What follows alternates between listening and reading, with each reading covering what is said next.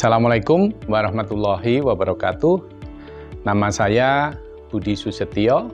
Saya salah satu anggota tim pengembang EDM IRKAM, Proyek Madrasah Reform, Kementerian Agama Republik Indonesia. Bapak Ibu sekalian yang saya hormati, setelah Bapak Ibu tadi memahami tentang apa itu EDM, manfaat, proses dan langkah-langkahnya, dan pada sesi ini saya akan menjelaskan bagaimana proses perhitungan skor kinerjanya. Karena pemahaman Bapak dan Ibu sekalian akan lebih lengkap kalau Bapak dan Ibu sekalian memahami tentang bagaimana proses perhitungan.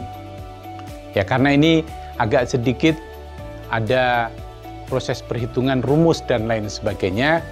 Mudah-mudahan bagi Bapak dan Ibu sekalian nanti yang akan menjadi narasumber bisa memahami dengan baik dan bisa menjelaskan juga kepada tim penjaminan mutu madrasah. Nah, yang pertama saya akan menjelaskan apa yang dimaksud dengan skor kinerja mutu madrasah. Kami sering menyingkat dengan SKPM. Nah, skor kinerja penjaminan mutu ini sebetulnya hanya suatu nilai yang mencirikan tentang capaian nilai mutu penyelenggaraan pendidikan. Nah, ini dasarnya apa? Yaitu berdasarkan penilaian terhadap 5 budaya tadi. 5 aspek budaya yang sudah saya jelaskan pada sesi sebelumnya. Nah, masing-masing aspek budaya mutu ini nanti akan memperoleh skor kinerja. Nah, atas dasar dari skor kinerja dari 5 aspek budaya mutu ini nanti akan ada level capaian indikator untuk secara keseluruhannya. Nah, karena tadi sudah saya jelaskan pada sesi yang lain bahwa setiap butir level kinerjanya adalah antara 1, 2, 3, dan 4. Nah, kalau 26 butir itu sudah diisikan, andai kata semuanya diberi nilai 1 yang terendah, maka skor kinerja mutu nanti akan nilainya 25. Tapi kalau semuanya diisi 4, memperoleh skor 4 ke seluruh 26 tadi, maka skor kinerja mutunya akan memperoleh skor 100. Jadi kesimpulannya, SKPM ini nilainya adalah paling kecil 25 dan paling besarnya adalah 100. Nah, saya akan menjelaskan garis besar ya, tahapan-tahapan perhitungan SKPM madrasah ini. Yang pertama, tahapan pertama, jadi semuanya ada 5 tahapan. Jadi tahapan pertama nanti akan ada input hasil penilaian setiap indikator. Jadi yang pertama kali akan saya jelaskan adalah pembobotan indikator.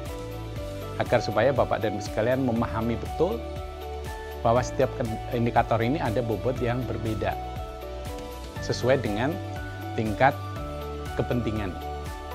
Yang kedua, setelah itu menghitung skor tertimbang maksimum STM dari setiap aspek. Tahap ketiga ada menghitung skor penilaian tertimbang SPT. Dan yang keempat adalah menghitung skor kinerja pencapaian mutu setiap aspek. Baru setelah setiap aspek itu ada skor kinerja mutunya, nanti akan ada skor kinerja pencapaian mutu atau SKPM tingkat madrasah. Nah, output akhirnya adalah SKPM madrasah. Nah, sekarang saya akan menjelaskan terlebih dahulu kepada Bapak dan Ibu sekalian apa itu pembobotan. Jadi, indikator suatu aspek budaya mutu diberikan skor antara 1, 2, 3, atau 4. Jadi skala ini disebut dengan skala ordinal. Semakin besar menuju 4, maka mencirikan itu lebih baik. Nah, kemudian nilai bobot indikator ini dari aspek budaya mutu ini ditetapkan berdasarkan apa? Itu dulu kami tetapkan berdasarkan hasil kajian para pakar. Oh, kenapa ini diberikan bobot 4, kenapa ini 3? Itu harus hasil dari professional adjustment dari para pakar.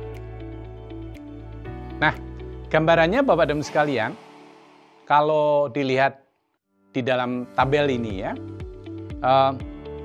saya beri gambaran ringkas saja. Misalnya untuk aspek yang pertama yaitu aspek budaya kedisiplinan bagi warga madrasah. Di sana ada 7 indikator. Nah, setiap indikator ini ada hubungannya dengan standar nasional pendidikan. Saya berikan contoh saja ya. Indikator pertama yaitu yang berbunyi siswa menunjukkan perilaku religius dan aktivitas sehari-hari di madrasah. Nah, kita berikan bobot 4 karena ini kami nilai ini sangat penting. Ada indikator lain yang kita berikan bobot 3. Misalnya saja, siswa aktif membaca atau meminjam buku yang tersedia di perpustakaan. Nah, kita beri bobotnya lebih rendah yaitu 3. Nah, dari 7 ini, 7 indikator yang ada di dalam aspek budaya kedisiplinan warga madrasah ini, jumlah bobot totalnya 24. Karena ada yang 4, ada yang 3. Nah, aspek yang kedua yaitu budaya pengembangan diri guru dan tenaga kependidikan. Nah, ini ada 4 indikator. Sebagai contoh, ada indikator yang kita berikan bobot 4. Misalnya, guru aktif mengikuti MGMP atau KKG atau kegiatan sejenis, karena ini penting untuk pengembangan diri guru. Kita berikan bobot 4. Tapi ada juga butir yang kita beri bobot 3. Misalnya, tenaga kependidikan di madrasah ini aktif mengikuti kegiatan sejenis pelatihan dalam rangka meningkatkan kompetensinya. Karena sifatnya penunjang, maka kita berikan bobot 3. Nah, aspek budaya ini, yaitu budaya kedua, pengembangan diri guru, ini jumlah bobotnya ada 14. Yang ketiga adalah budaya penyiapan, pelaksanaan, dan penilaian proses pembelajaran. Ini ada 7 indikator, sama, sebagian ada yang kita beri bobot 4, sebagian bobot 3, dan jumlah bobot totalnya ada 25. Karena ini ada 7 indikator. Yang keempat adalah aspek madrasah menyediakan sarana pembelajaran bagi guru dan siswa. Ini juga demikian, ada 5 butir. Sebagian, ini keseluruhan butir untuk budaya ini bobotnya adalah 3. Jadi karena ada 5 butir, maka total bobotnya untuk aspek ini sama dengan 15. Nah, yang terakhir, Bapak Ibu, yaitu budaya pengelolaan anggaran yang transparan. Berorientasi pada peningkatan mutu. Ini ada 3 indikator, 1 indikator bobotnya 4, dan 2 indikator lainnya bobotnya 3, sehingga total bobot dari aspek ini sama dengan 10. Jadi Bapak dan Ibu sekalian, itu adalah bobot dari setiap aspek. Karena jumlah indikatornya berbeda-beda, maka bobot aspeknya juga berbeda-beda. Nah, selain ada total bobot setiap aspek budaya ini berbeda-beda, ya, dan setiap indikator juga berbeda-beda, maka ringkasannya adalah seperti ini yang ada di dalam tabel ini, Bapak dan Ibu sekalian. Untuk budaya kedisiplinan 24, budaya melakukan pengembangan diri guru ada 14, budaya guru melakukan penyiapan dan pelaksanaan dan penilaian atas proses pembelajaran 25, kemudian penyediaan sarana prasarana ada 15, dan budaya untuk melakukan pengelolaan anggaran secara transparan ada 10.